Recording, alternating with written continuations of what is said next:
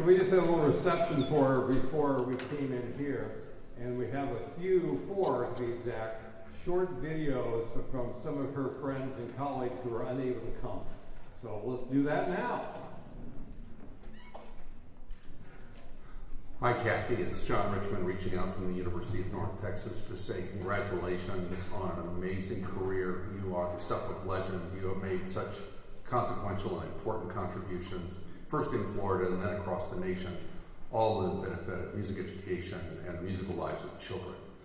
We are so grateful for your friendship, for your leadership. Jill and I wish you every happiness in this next chapter of your life. All the best to you. Hey Kathy, I'm so sorry that I'm missing your retirement. Actually, I'm surprised you're retiring because you're not even old enough, are you? Anyway, I'm going to be at the Big Cedar with a ladies group playing golf, so I won't be there. But there's a couple things that, one of my biggest memories of you, and although I didn't really know, the capacity of what you did for work, but the fact that you met John Denver on one of your conventions was like amazing to me, and I was like, oh my gosh, my Aunt Kathy rides elevators with John Denver. The other thing that I'll probably never forget, that has nothing to do with that, but that I gave you chicken pox. You will never let me forget that I gave you chicken pox. But I love you, and congratulations, and enjoy your retirement, and play lots of golf. Love you. Hey Kathy, it's Keith, here to wish you a happy retirement and a well-deserved, wonderful celebration of you. Like so many, I feel so lucky to have witnessed your leadership and been inspired by your impact on music education. So enjoy your celebration. We're also grateful for you, grateful for your leadership, inspired by the work of your career, and most of all, happy for you. Enjoy this next chapter, and we'll see you soon. Hello, Kathy. It's Steve Kelly. Yes, I am so privileged to have worked with you for so long. You have meant so much to me, and I greatly appreciate it, but you have meant so much to Florida music educators and music educators around the country. Thank you for everything you've done for all of us, and myself included. I certainly wish you and John the very best in the next segment of life. And don't worry, this is not the last you'll hear from me. I look forward to hearing from you again and going out to dinner and all the fun times that we've had traveling around the country. Congratulations. Kathy, thanks for joining us today. We love you.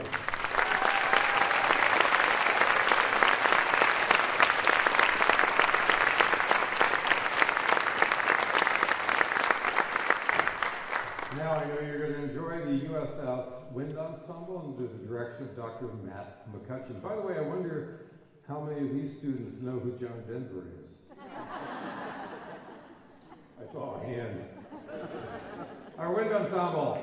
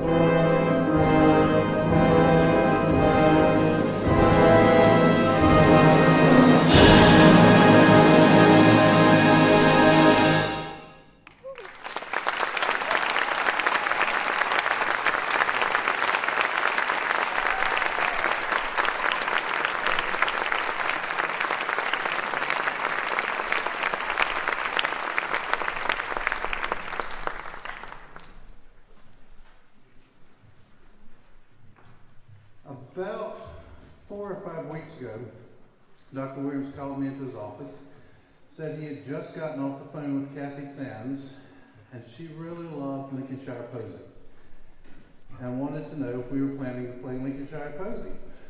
And I said, no. And he asked me if I enjoyed working at USF.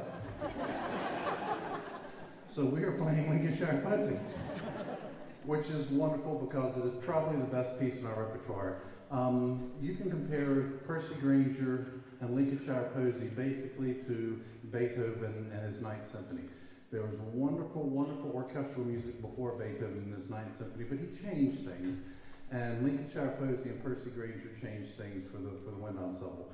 This was a piece that when it first came out, professionals couldn't figure out how to play it. Now high schools can play it.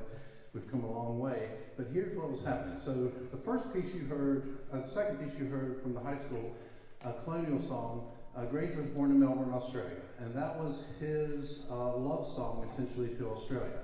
As a young man, he left Australia, moved to England, and got interested in collecting folk songs. Now you have to realize that at the beginning of this point in time, when you're collecting folk songs, there were no iPhones. They would show up with massive contraptions, and people would sing into it, and then it would play it back, and it really scared people, which is very strange to us. But imagine having never heard your voice, ever, and now your voice is coming out of a box. People thought their soul, somehow the box had stolen their soul. So he had a hard time, for some people, collecting folk songs. He would hide in places, he would trick people, but he ended up with this wonderful collection of English folk songs, and he took his top 5, his top favorite, and put it into a Lincolnshire Posy. And Posy sort of meant like a bouquet of flowers. This is supposed to be a bouquet. And what is really interesting about this piece is that, again, these are folk singers, so these are not classically trained singers, so there are mistakes. There are notes that are a little out of tune, there are rhythms that are not exactly right, and rather than correcting them, Grainger left them. And it's fascinating to go back, and we still have the wax recordings of the singers and see what he took and what he ended up with. It's a really, really remarkable piece of music, and thank you, Kathy, for bringing this up. So we're really, really happy to do this. I have 2 people to introduce to you. Conducting Lincolnshire Posy will be Daniel Greenwood, who is a little over 3 weeks away from finishing his master's degree in instrumental conducting. Dan did his undergraduate degree here several years ago, went out and taught middle school in Vieira Beach for about 7 years before coming back. Our program wouldn't exist without the graduate students. They do so much work. And so at the end, I try to give everybody a big piece. And Daniel was asking me questions about Lincolnshire when he was an undergraduate. And so to get to conduct this at this point in time is really pretty wonderful. And second, we have a special guest performer. I mentioned that Kathy's favorite memories of USF, or Dr. Williams mentioned that her favorite memories of USF included playing in Gail Sperry's Wind Ensemble. Dr. Sperry was the first director of bands at USF. He ran the program from 1960 to 1972. Unfortunately, Dr. Sperry is no longer with us, but here this afternoon in his place is his daughter, Carol. Carol remembers moving to Tampa when Del Mabry was a two-way street. Just past the Carrollwood entrance was just nothing but cow pastures, and much of Fletcher was just a dirt road. Carol is a Juilliard-trained clarinetist who has performed all over the world and is still active as a performer and teacher in the Tampa area. So now would you please join me in welcoming Daniel Greenwood, Carol Sperry, and the USF Wind Ensemble as we pay tribute to Kathy Sands and Gail Sperry with Percy Granger's masterwork, Lincolnshire Posy.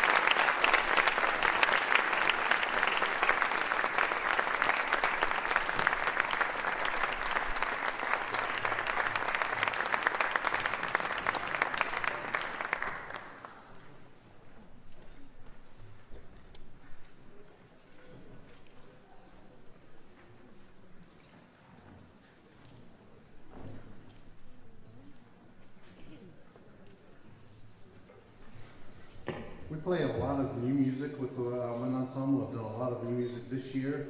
But for this particular concert, we decided once we were going to play Lincolnshire Posy to go with some classics.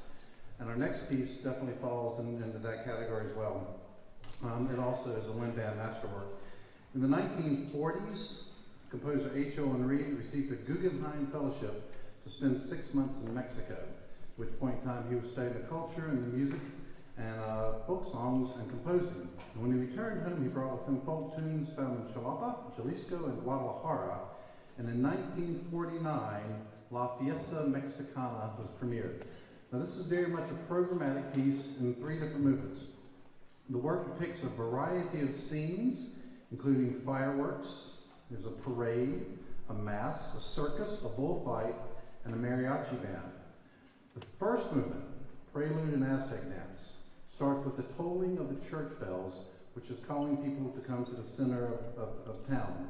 The tolling of it begins exactly at midnight, and it opens the fiesta, which has previously been unofficially announced by the setting off of fireworks, the drinking of tequila, and the migration of thousands of people to the center of activity, which is the high court surrounding the cathedral. After a brave effort at gaiety, remember this is at midnight, the celebration settled down to a restless night. The quiet of the night is shattered by bells and fireworks, and then at mid-morning, a band is heard in the distance as the Aztec dancers move into the city. The second movement, Mass, presents the tolling of the bells again, reminding us that the fiesta is a religious celebration. The rich and poor slowly gather within the walls of the old cathedral for contemplation and worship. So what you'll hear in this one is also the Catholic influence by some chanting. The third movement, Carnival, reflects the entertainment for both young and old, the itinerant circus, the market, the bullfight, the town band, and as always, the cantinas with their bands of mariachi. We hope you enjoy La Fiesta Mexicana.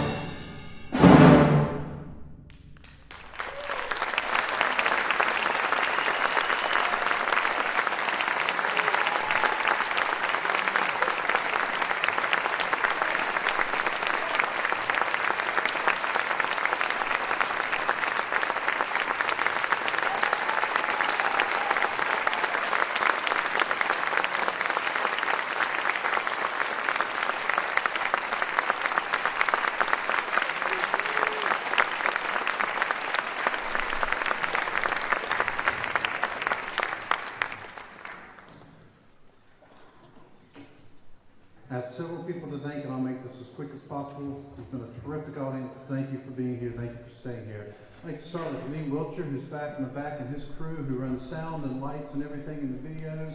Lee, we love you. Thank you so much. Everything, none of this works without you. We have an incredible band staff at the University of South Florida. I'd like to introduce them to you very quickly. Trevor Butts is our Associate Director of Bands and the Director of Athletic Bands.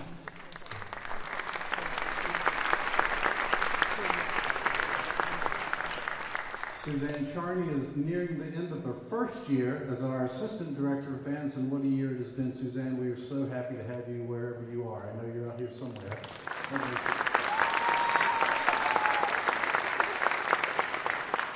Devin Didon, who just played the part of the Catholic monk, is our Assistant Director of Athletic Bands and many, many other things that she does around here. Thank you, Devin.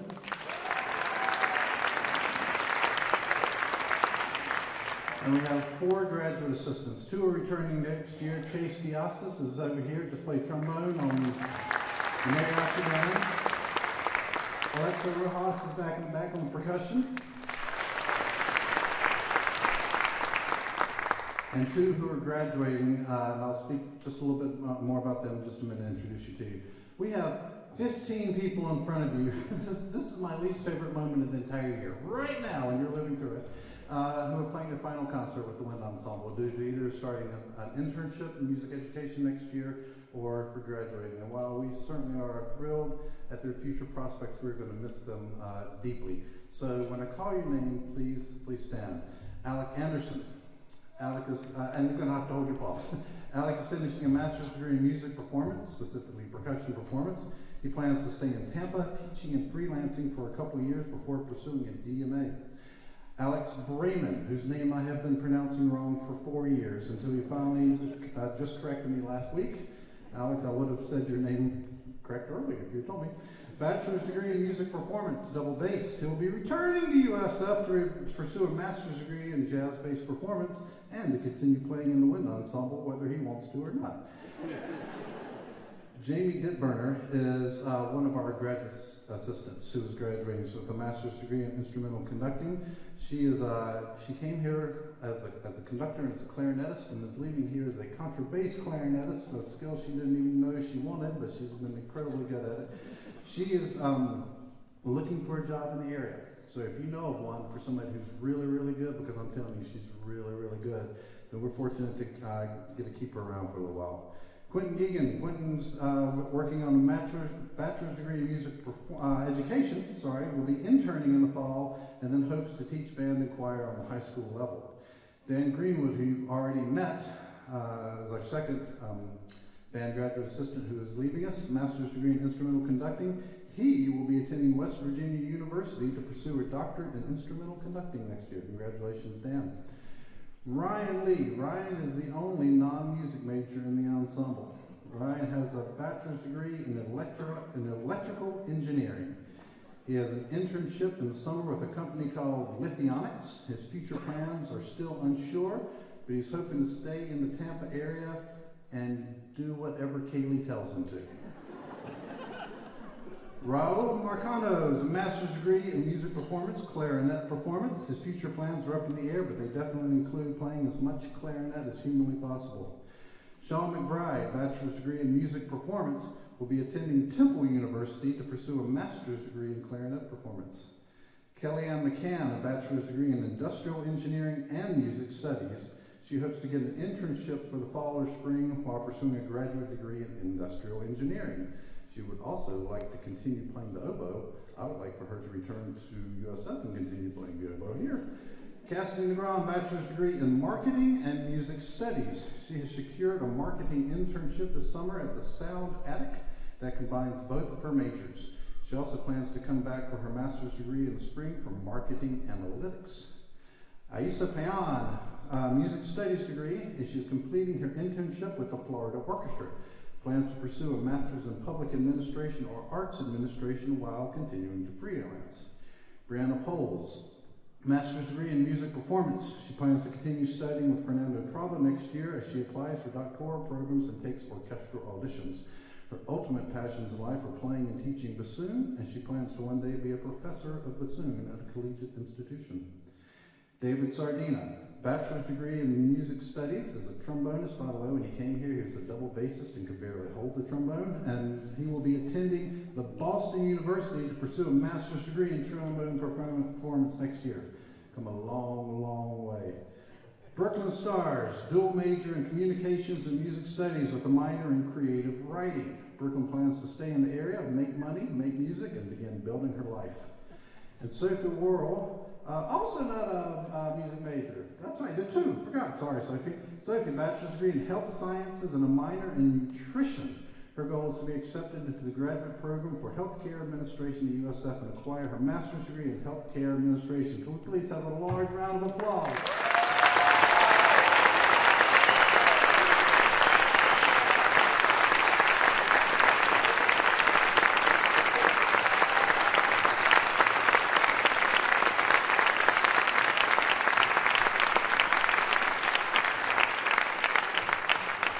We have one more, and I promise it won't take very long. It's not really a band concert. There's not a march in there somewhere. But this is not Sousa. This is not this sort of march. This is Hindemith. In the 1940s, he wrote a suite called Symphonic Metamorphosis, and this is Movement 4, and it's one of the most powerful works in our repertoire. Kathy, thank you for being you, for all that you have done. Carol, thank you for joining us. It was a pleasure getting to know you. Thank you all for coming. USF Wind Ensemble, Hindemith's March from Symphonic Metamorphosis.